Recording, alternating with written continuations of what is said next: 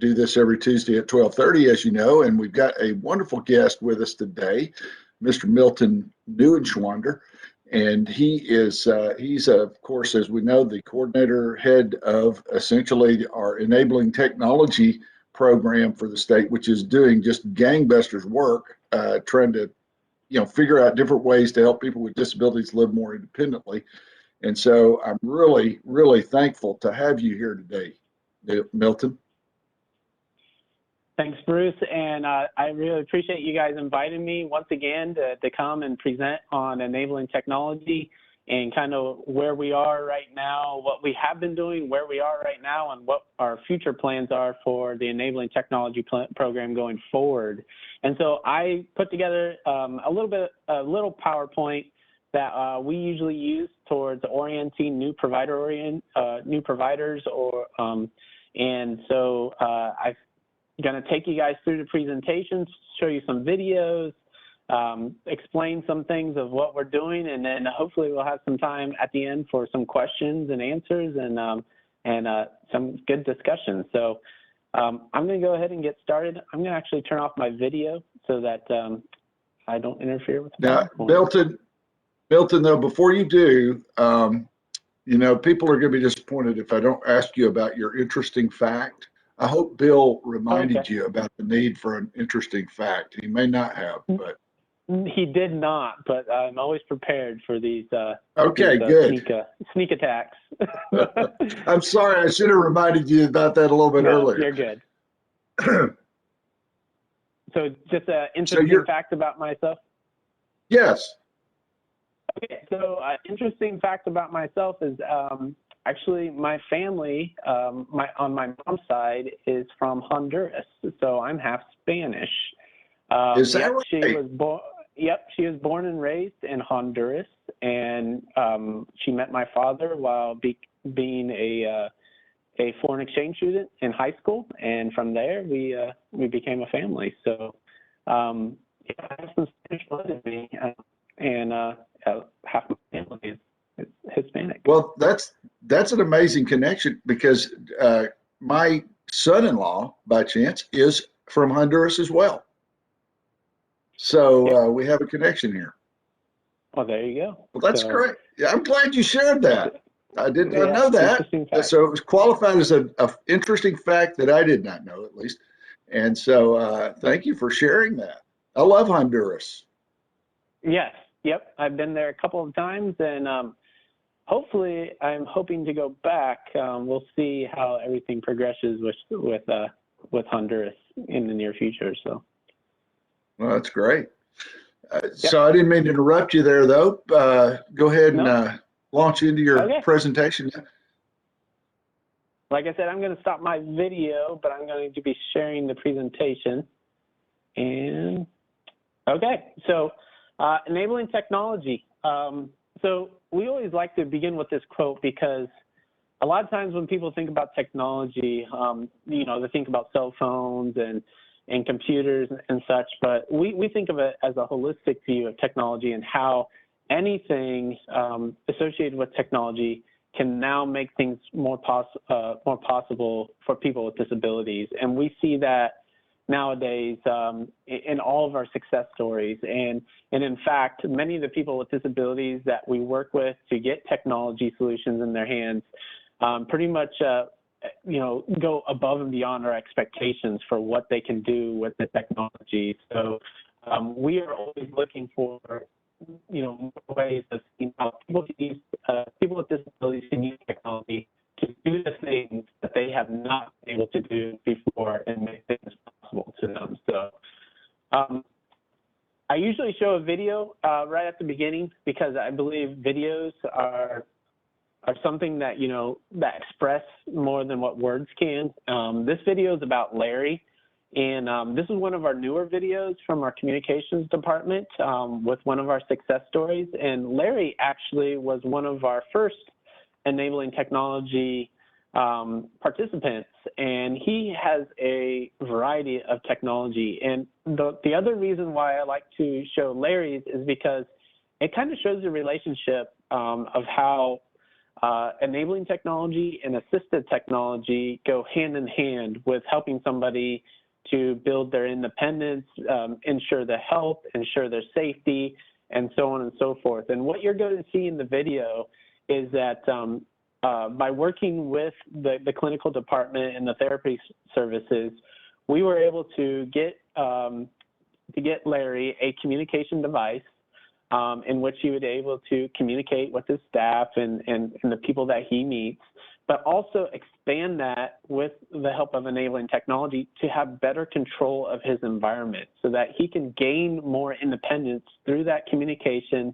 and that control of his environment to increase his safety and his ability to be more independent on his own, and which resulted in less reliance on staff being there 24/7. So I'm going to go ahead and show the video because, like I said, Larry does a better job at explaining his story than I do, and then we'll go from there.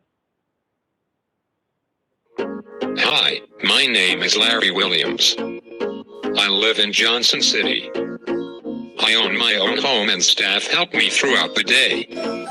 Through the use of enabling technology, I can open my front door by myself. This provides me a way to get out in an emergency. I can FaceTime family and friends using my iPad. I can also send text messages and send pictures. I've actually known Larry for about 14 years now. He's a very, very smart person. He enjoys sports. He's very independent. It's awesome. Like just something as small as like be able to see at your front door. You know, whenever I first met Larry, like, you know, years and years ago, you would never thought that had been possible because the technology just wasn't there. But now with the technology there, he can be alone for 2 hours a day and, you know, he can do whatever. But if he were to need help, if there's any kind of emergency, he's able to press a button. So, I mean, it makes it like so much better for him as far as being able to be independent. Larry has lived in an institution his entire adult life. Then he came to Core Services about 20 years ago. He's lived in his own apartment, but he's always had staff with him 24/7. Larry has an iPad that allows him to express himself with words in a way that he's not able to without that technology. I like to watch wrestling. I like UT Sports. Larry's home has been equipped with some smart home technology, so he has control over the lights, the television, the door. He has a way to get a hold of staff if they leave for a period of time, so Larry can spend several hours a day in his own home by himself. He appreciates that time. I think it makes him feel more like the adult that he is, the independent person that he is. He really does value that time. So had you always, Larry, wanted a place of your own? Are you happy? Technology makes that all possible. There's all kinds of environmental controls, some of them just over the counter, very cheap to purchase, and just opened a whole new world for him. It's made a huge impact on his life, and it's made it a lot easier for people that aren't as familiar with him to get to know him better. Bye. See you later. So the other reason I like to show Larry's video is because it kind of shows the reason why technology is important and the collaboration that's all involved with putting together a technology solution for an individual, and how, you know, the different departments, you know, therapy services, provider agency, our enabling technology program, and even nursing have to come together to make sure that whatever technology solution that we do present, that it fits the person's needs and it allows for that flexibility for the person to have that customized service to help them specifically build their independence within their service and have a person-centered approach towards receiving services so that it could, you know, be according to what they want. So with that being said, there's a number of reasons why we are wanting to look at technology, not just from the assistive point of view, but also from the enabling point of view to help people reach their desired level of independence within their home, whether it's out in the community or even in the place of employment. So that's one important reason. The other is we understand that with our provider agencies, there's a lot of struggles within the workforce to be able to meet those demands for personalization and customization of these services. And sometimes our provider agencies are just struggling to meet those initial health and safety demands. So with the use of enabling technology, we give them another resource, another tool, another innovative idea on how they can continue to provide that person-centered service and reach those workforce demands without having to sacrifice, further their own resources and such. So using technology as a natural support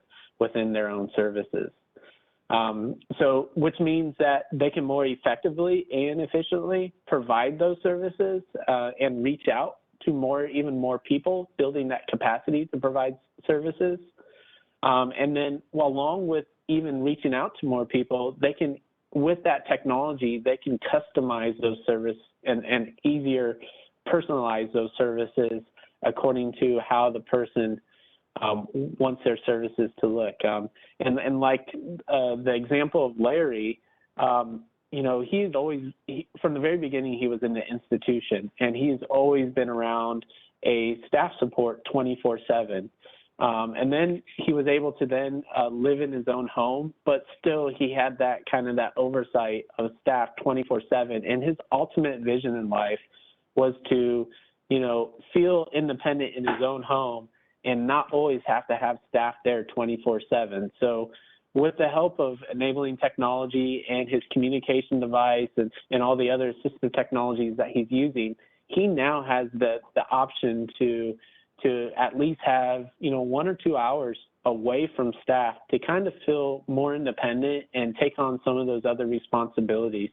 And what you saw in the video is that we put in technology that will ensure his health and safety, that if he needs staff at any time, he can hit a button, call staff through his technology that he uses, and staff, we have a plan for staff to actually be there within minutes to be able to support him. So even though he has that sense of self-independence, we still have the technology in place to ensure that he is healthy, safe, and his well-being is taken care of in a moment's notice.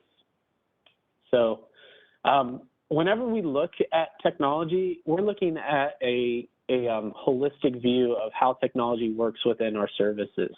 And we want to make sure that technology is used in a sustainable way.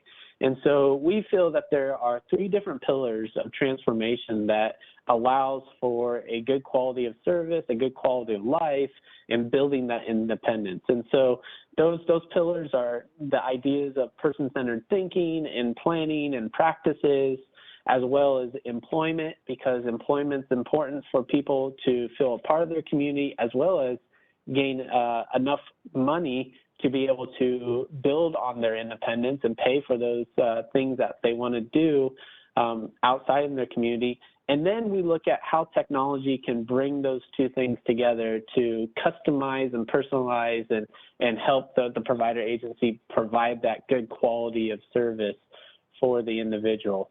And what we have learned through the use of technology solutions is that it does create safe opportunities for people to self-determine as well as build independence while decreasing their reliance on staff.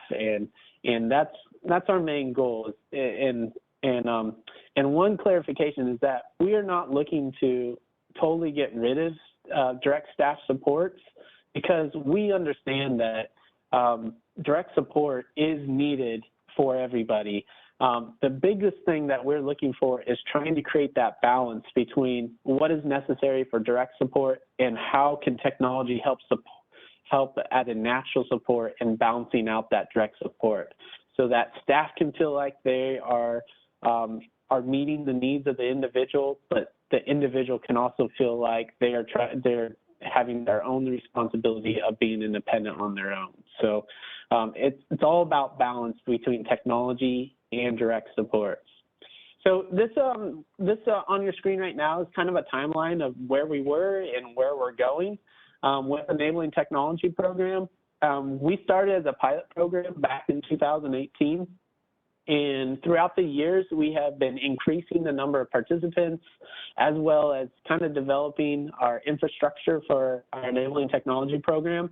Of course, in March of 2020, the pandemic struck and COVID-19, and it was kind of something bad, but also a blessing in our area, because not only did we face COVID-19, but it also expedited our need to start looking at technology as a resource within our services. And so that's whenever we started to realize these types of technologies, like we're doing today with the two-way audio video communication, having people have more control over their environments, communication devices, any types of system enabling technology are really important for the health and safety of individuals in all circumstances, even especially in the case of a pandemic. So we really started to strive to see how we can exponentially expand our program. And so our plan, with the help of the IDD program integration with TennCare and the MCOs, is to develop a long-term waiver service for enabling technology by October 20th, 21, along with the IDD program implementation date. And the idea behind that is that we will still have the specialized medical equipment assistive technology to help with those applications, kind of like Larry used it for communication and adaptive equipment and so on and so forth.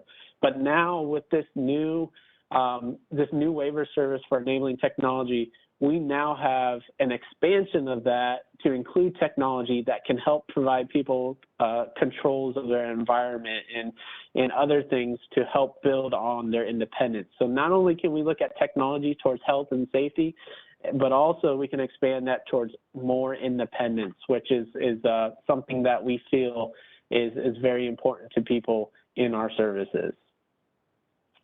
Okay, so a little bit more about our Enabling Technology program. It's not just about the technology.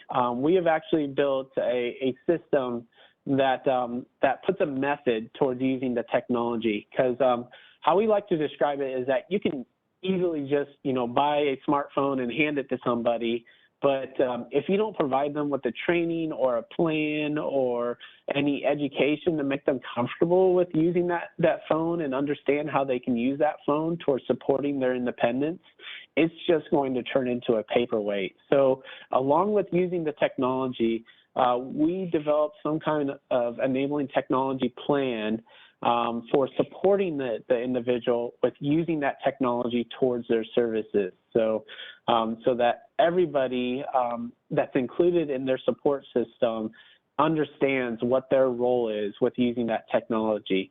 And not only does it include things like assistive technology, but it also can be expanded where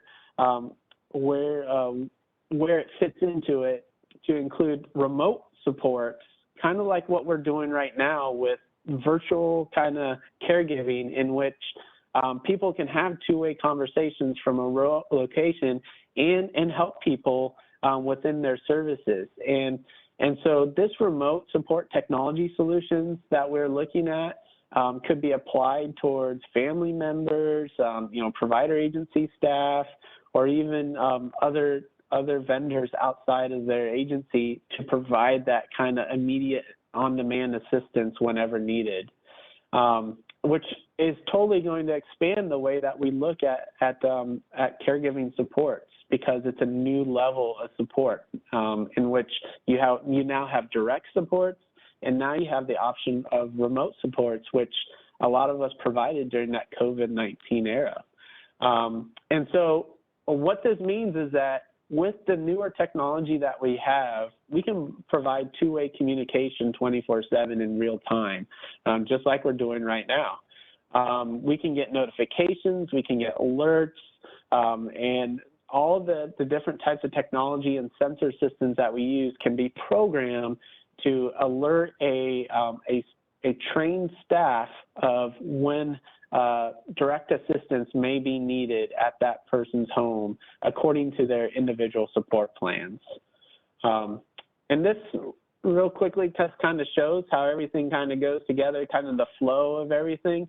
And basically, just going from left to right, you have your technology solution. It can include a whole bunch of different technologies, which I'm going to talk about here in a little bit, but it has to be connected in one way or another. So internet services, cellular services, broadband, whatever it may be, they have to be able to send those notification alerts to a trained support staff that is trained on the individual support plans to then understand how to coordinate according to those alerts. And it could be a simple phone call to the individual to answer a question or provide a reminder. It could be direct coordination with the provider agency to be able to send a direct support staff or some other support staff to help out with them. Or if need be, it could also be with an emergency personnel, in cases of fire or medical distresses or something that can immediately go to the person's house and provide that assistance. And like I said, there's a number of different technology solutions that we look at within enabling technology that can help build this technology solution for the individual. And just to name a few, this slide is actually a slide where you can go to one of our technology vendors that has like a virtual tour of enabling technology, and you can actually click on the different areas to learn more information.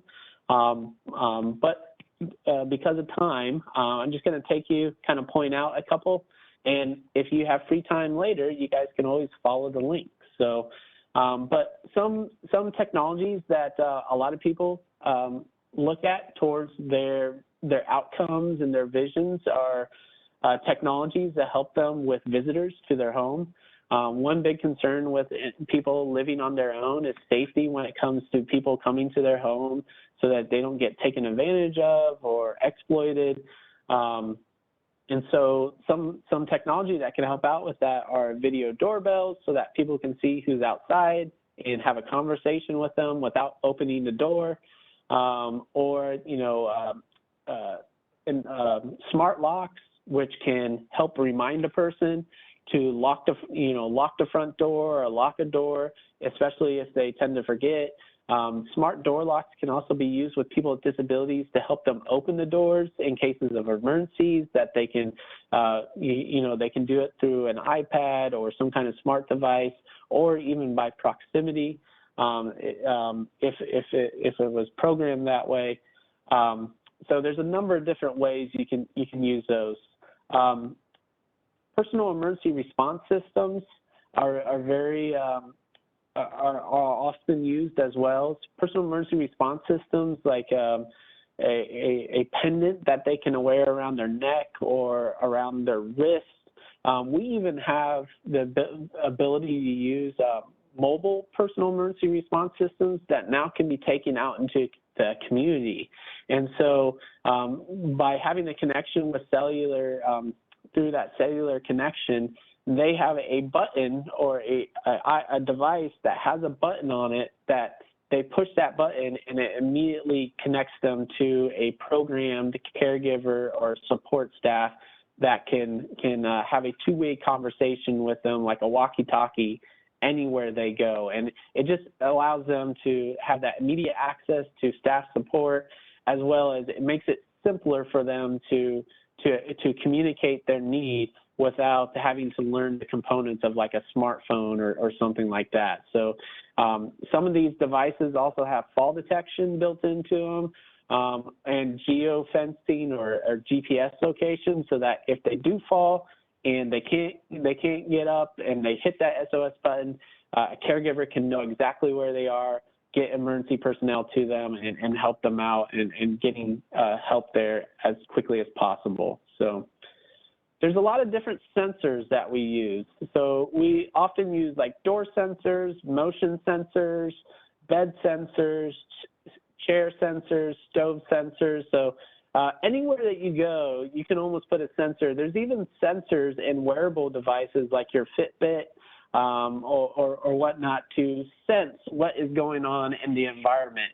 And so the reason why we like to use sensors with enabling technology is because it can alert and notify people things that they need to be aware of according to their health and safety.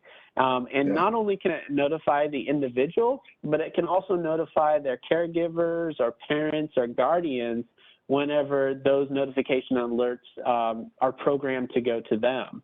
And this can then allow for immediate support and understanding of what kind of support is needed for that individual. And we have looked at different, sensors for helping people prompt them and remind them to do certain health things like taking their medication, putting on their CPAP machines, the importance of sleep and getting to bed on an early time, the importance of eating healthy meals and eating healthy snacks during certain parts of the days. And again, all of those prompts and alerts or notifications can be programmed and personalized according to the individual support needs so that they can occur during certain times of days and certain days and whatever it is that the person needs those supports for. So there's a lot of reasons why we use sensors. Yeah, Milton, I don't want to interrupt you too much, but I just wanted to ask. So this is really a way of helping people not only be more independent, but also, I guess you would extend that independence to their health care, that they're able to take care of themselves better through using healthcare technology devices. Yeah, and a lot of times these sensors and notifications are linked to what we call healthcare platforms, in which the caregivers can see patterns in somebody's health or patterns in somebody's activities of daily living, and then better come up with new ideas on how they can better provide those services to ensure their health and safety and well-being going forward. So not only are those technologies helping the person build their skills towards independence, but it's also giving more insight to the healthcare provider on how they can better their services to help them improve those skills. So it really leads to more training and education on everybody's part. Yeah, and I don't know how, one of the biggest things that causes agencies that there's a lot of work that has to go into training people for medication administration. One of the things I know some people are using, and maybe you can characterize how widely this is being used now, but there are medication administration devices that people can use to basically manage their own medications through the use of this device. How many? Yes. Do we have a lot of people using those currently? Yes, we currently have a lot of different people using what we call automated medication dispensers and devices. We actually, the way that we put this together is actually we work through the pharmacies that provide services to individuals in our that we support, and the pharmacies that actually adopted using these types of technology and medication devices into their pharmacy services. And they have taken on the responsibility of learning how to maintain, how to set up and install these devices and make sure that these devices can assist a person with learning how to build their skills towards more independence towards self-medication. And so whenever we look at these automated med dispensers, of course, we do an assessment, but we also require that the provider agency puts together a self-administration plan according to that individual. And within that self-administration plan, information is included at how that device is going to be used to help train and prompt and remind the person of when it's time to take their medications, how to properly take their medications, and how to be successful with being more self-dependent on taking their own medications. So I do not have an exact number right now with how many people are using it. But it's a substantial it's number. in the hundreds. Yeah, I think it's in the hundreds. Yeah. So, wow, that's great. And we have a bunch of different technology, automated med dispensers. Some of the prominent ones are Spencer and Livy. They're more high tech, but each of our technology vendors have high-tech and low-tech technology options for medication administration that can be incorporated. So there's a whole bunch of different options in one way or another for somebody to look at how to become more independent with medications. And of course, we're primarily concerned that people are becoming more independent, more capable of taking care of their own health care here. But it's also gives a tremendous advantage to agencies who may be staffing someone just because they need help with their medications. And here's a circumstance where they may be able to help the person be independent of that need.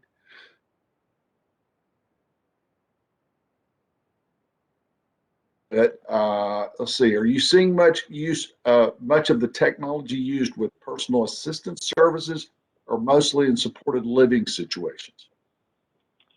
So a little of both.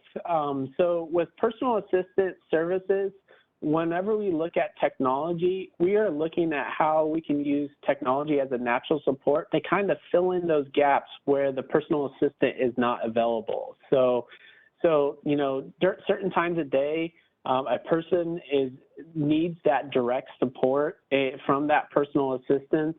But other times a day, they may need like reminders and prompts and just a little bit of oversight to make sure that they're staying, you know, healthy and safe and their well-being. So then we look at how an enabling technology solution might be able to be used to then provide that oversight and give peace of mind to the parents and the guardians that during those times when personal assistance is not readily available, they still have some kind of oversight of how the person is doing in their environment. So again, this goes back to using automated med dispensers. You know, sometimes you know, people were trying to get personal assistance just to make sure somebody was taking their medications as prescribed. Yeah. And now we can, instead of having that person having to go there for 2 hours just to observe, we can now have a automated med dispenser that can provide alerts or notifications if that person isn't properly taking their medications, and then the PA can then have a phone call, or the parent can have a phone call Right. just to remind them the importance of that. So again, instead of using those 2 hours for just observation of a person taking their medications, now you can use it for direct support somewhere else for PA services.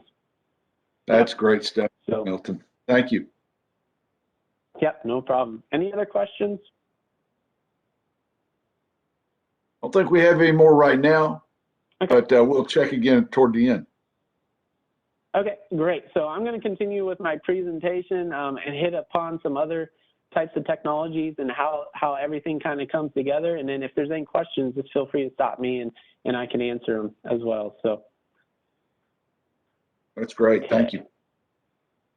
So just for you guys to know, we do have some enabling technology model homes that we can help, that people can actually come and visit and kind of have hands-on experience with using some of these technologies, including the automated med dispensers. So if somebody is interested in using more technology and would like to see how it would work in their home or out in the community, they can come visit our model homes and actually have firsthand experience with seeing how those things look and interact and feel. And there's a lot, and whenever we're looking at technology, there's different ways that we look at incorporating it. We have what we call all-at-once approach, in which if somebody demonstrates that they are that they have had the ability before of living more independently, then we can now look at, and they want to go back to living that independence, we can now look at how we can incorporate technology to help get them back to that place where they were more independent and not relying on staff as much. And usually this all-at-once approach takes a little bit longer to put together because we're looking at a whole bunch of different technologies, and it usually results in a reallocation of staff according to the person's preferences. And it uses a lot of the different technologies that we discussed before, even automated med dispensers, motion sensors, video doorbells and such. But we understand that not everybody is probably ready to become live on their own and be independent and not have staff there 24/7. So we also have an approach called a step transition, where if somebody's, and that's kind of like what Larry is doing, and if somebody's interested in maybe just having a little bit of time away from staff just to feel like they're more independent within their homes, then we can look at some of those situations where staff are there just in case, and providing technology to kind of provide that oversight for those just in case situations.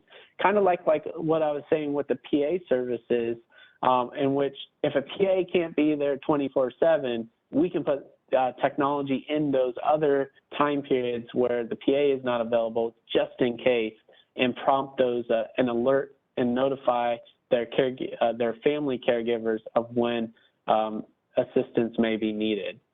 And we usually, approach this like small steps and small transitions towards building that independence. And it uses a lot of the same technology. In those situations, some kind of communication device is very important, like a personal emergency response unit, to help them understand when it's necessary to ask for help and request that help when staff might not be around, directly present in their home. So, and then finally, situational. And this situational kind of falls directly on the automated med dispenser, in which, if somebody has a goal that they want to become more self-dependent with doing their medications, then we can just look at specific technologies to help them build that understanding and build that training for self-administration of their medications. And this is where it like I said, it kind of overlaps with that idea of assisted technology and using it in that way. And a lot of times with this idea of assisted technology, it usually doesn't mean a reduction in staff, but what it usually means is that the person takes on more responsibility for their own health and their own activities of daily living. And then what we're hoping is that as they take on more responsibilities, then they can then build their independence towards living more and more on their own. So, but yeah, it's taking on those extra responsibilities. And again, a lot of similar technology, like we talked about before, but automated medication dispensers are a big part of that, and have been a big thing with our provider agencies, and just building that confidence with people and making them feel like they have more control over their services. Real quickly, it was just how we go about this. It all begins with person-centered planning. And we want to make sure that the person is interested in using technology along with their circle of support. So from the very beginning, we want to make sure that everybody's in agreement to start, having meetings to talk about the technology, and that's the direction that they want to go in. There is a referral form just to make sure that we are notified, our program is notified that to help out with this process. And kind of like what we're doing today with this kind of oversight and orientation enabling technology, we can provide that to individuals or provider agencies, ISCs, or whatever it may be, to help them better understand the process and what we mean by enabling technology. So here's just an example of a referral form.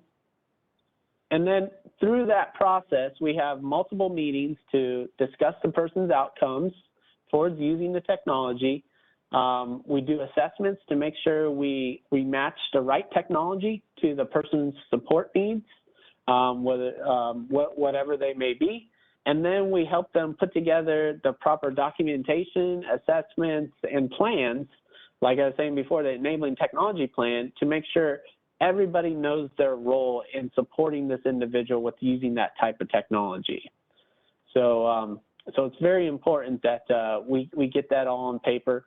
One other thing is we also connect them with the necessary technology vendor or pharmacy or whoever it may be providing that technology, to make sure that they form that relationship with that vendor so that if at any time they need additional training or additional technical support or you know, whatever it may be, that they feel comfortable with reaching out to that vendor to be able to get that additional ongoing training and usage to make sure that they are successful with using the product and the solution, I should say.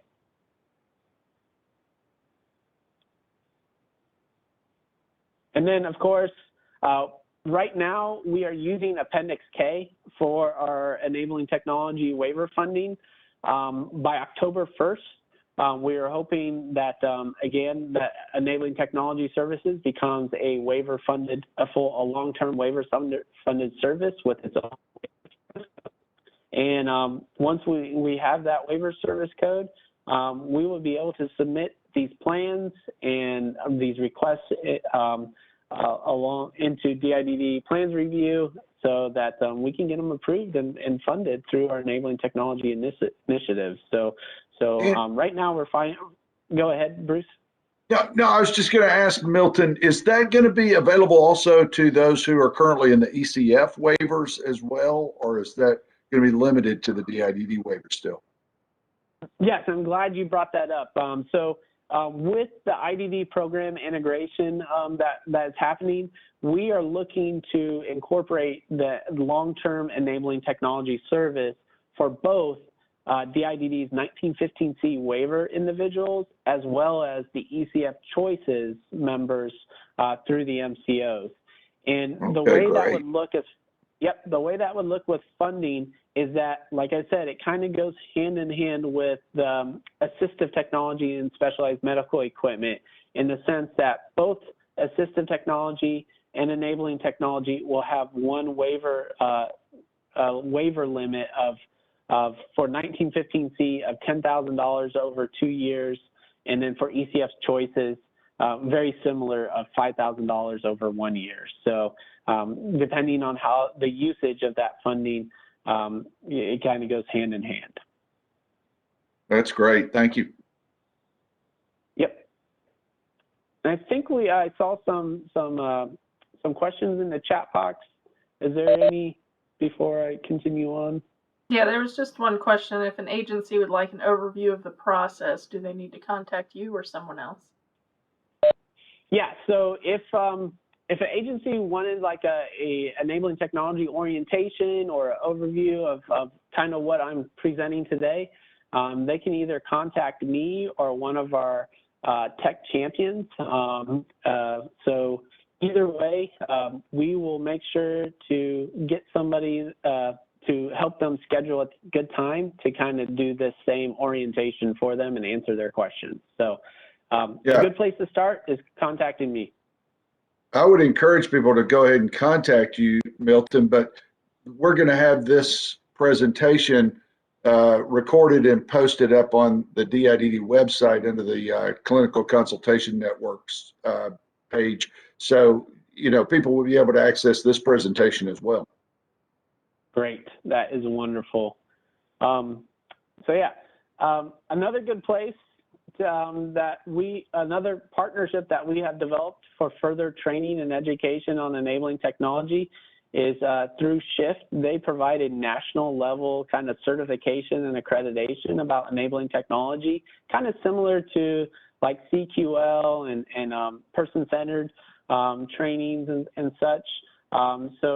If people are interested outside of our organization, kind of gaining that extra training and information about enabling technology, you can go to the website for SHIFT and see what they have to provide as well. It's actually nationally recognized and also recognized by the National Associations of Drug Support Professionals as well. So a good training resource outside of us as well. So a couple of success stories I want to point on before the end of the presentation. VoiceIt. I wanted to bring up VoiceIt because we have been working really closely with our therapies department, speech language, and Karen Wills about using this speech recognition software was seeing how it can help people become more independent, not only in their community and in their place of employment, but also at their home. From the very beginning, we've been using the technology which helps people that have speech impairments be understood by other people that they're trying to communicate with. And the really cool thing about VoiceIt is that now they have integrated it into smart home technology. So now individuals can use this speech recognition software within a Amazon Alexa or a Google Home Hub or something like that to then talk to their smart home devices to turn on lights or control the TV or open, open a shade or whatever it may be. So I'm going to go ahead and show this video, and we'll go from there. When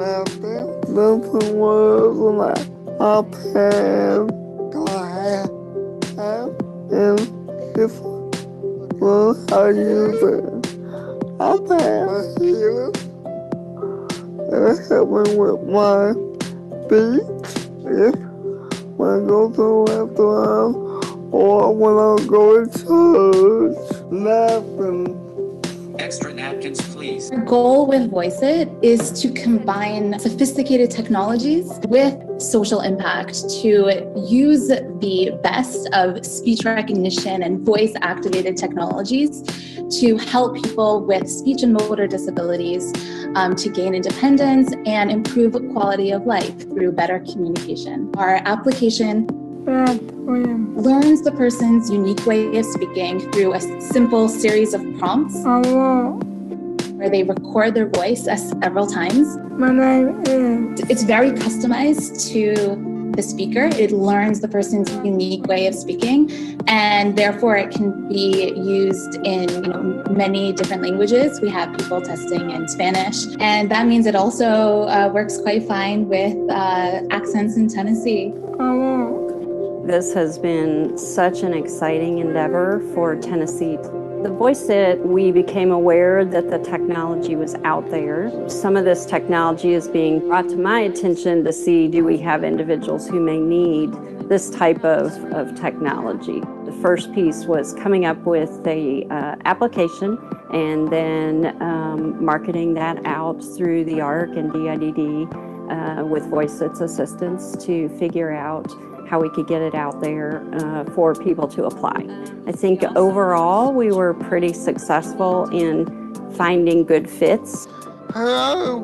Hello, my name is Patrick. I have about 100 questions that I have to ask compared to my work.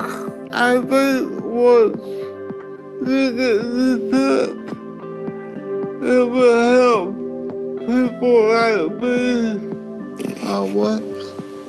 I work at the ARC of Tennessee. We've seen particularly great value in using VoiceIt in a work environment as well. For many people with disabilities, being able to express themselves and be understood and listened to by voice is sometimes an obstacle in getting or maintaining their employment. When we were approached by folks in Tennessee, we were excited by the opportunity to making sure that all of the work that we're doing to build the technology is actually addressing the needs of the individuals, gather feedback, and to continue to improve the app. I am good to help people because people always help me.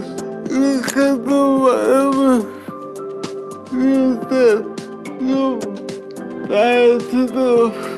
No matter what your disability is. I live in Shelbyville. It allows people to be more comfortable interacting with them. What's my name? My name is Lexi. And it allows them to be themselves interacting with other people. Where do you live? Chicken fajitas.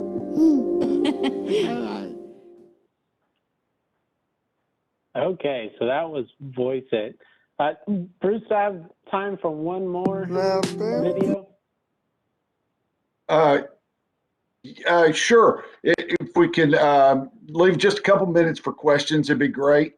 We can go a little bit over if we need to. Okay. I was going to show this one last video with Beth with iDrive-O-Matic. This was also a big initiative that we worked with the seating and positioning clinic. And so would it be fine to show this one last video? Now that I know what it's about, yes, you may show this one for sure. Okay, perfect. Hi, my name is Beth. I can hear and understand everything you say. I have to use this device to talk. It's really good to see you. Beth has extremely limited movement. Technology means everything to her as far as being able to communicate with us. The first time that she said I love you on her device, that was words couldn't explain how that felt to us. It changed people's perception of Beth. You've been using technology a long time, right? Yes. She's very outgoing because she loves to do things. She loves to go places. It was a little more difficult when Beth was first born. It was several years before she even got a wheelchair. The technology is amazing what it does to enhance Beth's abilities. When her dad was stationed at Aberdeen Proving Grounds, Maryland, he was a calibration tech. So they made her first scanning method. And when she got her power chair and her computer and her device in 1988, no one in the schools. And all this time we've tried to keep the technology going, keep the devices repaired, and anything new come along, we'd try to get involved with it. Do you think this has also helped other people understand your needs? Yes. Yes. We discovered the iDrive-O-Matic technology, I guess back in the spring. Beth was identified through the clinic in East. Beth was one of our very first users of the latest version of the iDrive-O-Matic. It takes input from an application that's connected to an eye gaze system and converts that into joystick inputs to allow moving a chair using control inputs from your eyes. Once Beth first powered the system up and hit the forward button for the first time and watched the chair move just a little bit, and she looked up and she had this look of joy on her face that I'll never forget. Beth was somebody who had driven power, and the way that she was driving it with a head array of switches was causing her some medical issues.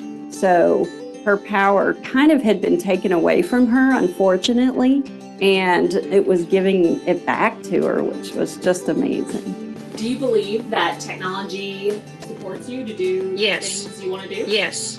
The work we've done with Tennessee has added a lot to the iDrive-O-Matic project. The input that we've gotten from Carolyn and other participants has been amazing on what the iDrive-O-Matic does right and what it does wrong. And we're constantly using that input to improve the product. I love my God, Chewy. It can be a really game changer for that child and for the parent too, and for everybody that will be taking care of them. Long term, it's going to be an amazing piece of technology for many other individuals. Somebody has to be first, and Beth's, she's good about being first. Thank you for stopping by. Okay, so that was my last video. Well, those are a couple of great videos. Actually, both Patrick and Beth have been guests on the CCM before. And so if people are interested in learning more about their situations, you can go to our prior video, prior CCN recordings of their participation in this this network. So, and of course, it featured our own Karen Wills, who has been really instrumental in getting a lot of these things going. For therapeutic services. I so appreciate you being on here today, Milton. And I had a couple of questions. One is I wanted to find out what the status of telehealth is currently. We had that included under the Appendix K services as something that people could begin to utilize, particularly therapeutic telehealth in which people could avoid emergency room visits. And we were, one company that provides that service is Station MD. I'm wondering, it seemed as if that was going a little bit slowly as far as getting people signed up for that. But what's the current status with respect to telehealth? Yeah, so our telehealth initiative with Station MD hasn't taken off as we thought it would be. However, there has been a little bit more participation in it. We have been trying to, I guess, provide more information and education on the different ways that the telehealth through Station MD can be used to benefit individuals, not just for telehealth purposes, but especially if people are rural and they have a lot, they have to drive 2 or more hours or even Right. 1 hour to get to like a clinic or something like that, that this could be a good first step towards deciding whether or not that trip is needed. And then now with the summertime coming, flu coming around the corner, new COVID variant coming also present, the idea of using telehealth may become prevalent again, and we still have it available through Appendix K, in which it's really easy to get, just a quick intake with Station MD, and we pay for the however long subscription for that person's ISP year. So. Okay, yeah, I think it's a service that's been slow taking off. I don't know why, because I'll tell you, we've been using it in our ICF homes in across the state, and we've had over 85 or 90% of the Station MD calls that we've done where an emergency room visit has been diverted because of that contact. That's a remarkable rate. I mean, when you think about it, it's certainly it helps the person become more independent. They don't have to have someone to take them to an ER. And then likewise, the savings on the amount of staff that you have to have in those circumstances is tremendous as well. So I really encourage agencies to be thinking a lot about that. The only last question I want to ask you, Milton, was about remote assistance. So I know there are a number of companies that provide remote assistance, and that someone who wants to access that service. So we're talking about where they have access to a staff member who can guide them through some situation that they're dealing with. Do we have a number of people that are using that currently? And if so, what do people need to do to investigate more about how to access that service? Yeah, so remote support assistance is definitely part of our enabling technology program. Again, this is something like our telehealth through Station MD. This idea isn't utilized as much as some of our other services through enabling technology, but it is available to individuals.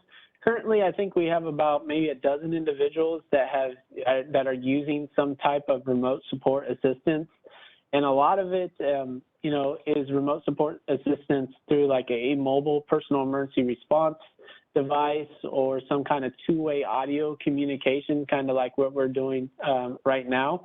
And if somebody's interested in doing something like that, we take them through the same process towards looking at how those technology solutions can be used in a remote support type of way. And a lot of the one thing I do want to clarify is that even though we put together a remote support solution, doesn't mean that their only assistance is remotely, because like I stated before, the idea of using the remote support assistance is to become in combination with the direct support assistance. And so having that better balance of when somebody actually needs the direct support and helping them do certain activities, and whenever a remote support assistance could be used to help build that confidence and independence with that person themselves. So, and whenever we look at it, that's kind of what we look at, is that where can we use that remote support assistance so that it can build that confidence, but also have that direct support backup there. Yeah. Because that is always needed. And so somebody might even have that backup for a period of time and then figure out, well, this is working well for me. And they could even just, move into further independence and just depend on the remote assistance, perhaps. The point I'm making is you're kind of exactly right. You're kind of working your way through this and understanding more about the person and what their needs are as you go along. So it's not, you don't have to just commit to the whole thing, whole enchilada, all in the beginning. Nope. Yep. Well, this is correct. Such important stuff, and I'll tell you, there are areas of seizure monitoring, even behavioral monitoring to some degree that are available now. The technology for being able to predict when a person is becoming anxious and so forth is getting greater and greater. And there are so many things I think that clinicians in particular need to be thinking about in regards to technology and how it could be useful in supporting people. And Milton, I really appreciate you coming on. You're such a great presenter and such a professional presenter. I really appreciate everything that you've done here. And those videos are great, man. I just love those videos. They really illustrate how important this could be for people. I was thinking back to Beth's comment and her parents' comment that it was the first time they could, have her say to them, "I love you." That was an important aspect of that. And she's able to independently operate her wheelchair now just by using her eye movements. I mean, this is a remarkable step forward for her, and as we learned when she visited the CCM before. So thank you so much for being here today. No problem, and I appreciate it. And feel free to invite me anytime. I'd love to discuss technology. Again, before it's all over, you're going to be part of our 5 Timers Club. So I think this may be your second time, so we'll be keeping track, and we'll award you the green jacket when you come for your 5th time. So. But everybody, we do this. This is a clinical consultation network. We do it every Tuesday at 12:30. Actually, though, next week we're doing it on Thursday at 12:30. Thanks to Trey King. So tune in on next Thursday at 12:30 for the Clinical Consultation Network. Thanks again, Milton. We'll see y'all next week.